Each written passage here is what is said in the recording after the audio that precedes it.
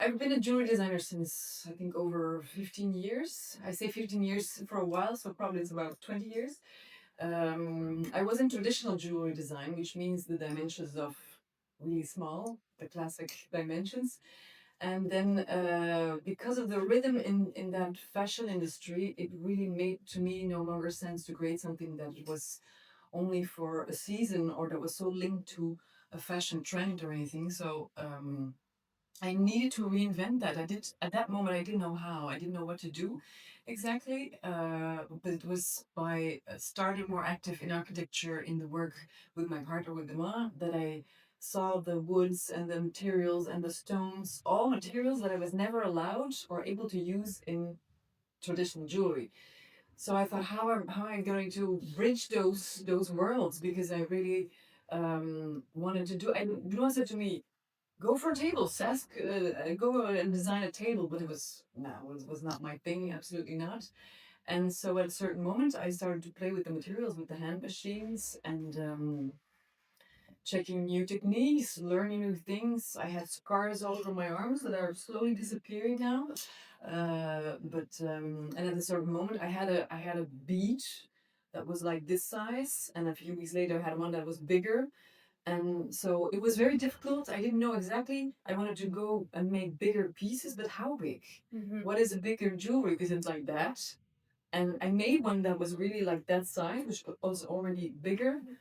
And I thought, no, this is not enough. I will go really crazy. And I remembered the feedback from clients from the traditional jewelry, like, oh, this is too small for my face or too big for my with my glasses and all that. Those feedbacks when you design a piece.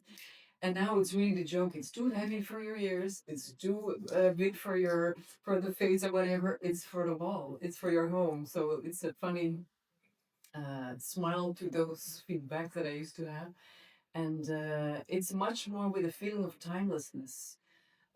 Like in interior and in architecture, you create something and it lasts for years, and it becomes even more beautiful through the years. So that's really a playground or a mindset that fits the way I create and the way I want to create. So that's how it started, and it was really about narrowing down the materials that I wanted to use because there's a lot more possible. And I stay faithful to the stones that I really that I like, the colors that I like, and that's where it got till now. So question actually makes me think of my parents because my father is the more rational, down to earth kind of person, and my mother is the creative person. And I think in my body or in my DNA, I have both. So it feels very natural to create and to not to think too rational and to really yeah do to lose time and to do that. But I also know that it has to be a sustainable story. I really know that, and it's really about keeping your cool, keeping your feet on the ground, which I'm thankful that my parents, both of them, had that in my yeah. That they gave it to me. They taught it to me. So it's a natural thing. I don't really know how I do it, but it's something that I just think of both parents, and then I know what to do. The biggest quote or idea that I still think about every day is trust the process, which is an advice that takes patience and time. It's not easy. I don't always succeed, but I try. Because if you trust the process and you focus on your creation and you stay curious and you don't focus on the commercial side, don't focus on what your audience will like, just focus on what's in your heart and what you really want to create for yourself. Actually, you don't have to create for other people. Forget it. Those other people, they have to, I mean, and that if you work like that, your work will find its audience. So it's really a matter of patience and feeding that the creation. So be curious. Go for a walk in a city. Go open books. Go to a bookshop. Go to a coffee shop and watch the people. what they wear, how they move, what are they doing, talk to people. Uh, I was able to talk to a couple of artists before I started developing the wall jewels, and it's so feeding, it's so inspiring. I don't really plan the days of creation. It comes very intuitive. There are days that I feel nothing will arrive in my mind, and there are days that I have too much in my mind.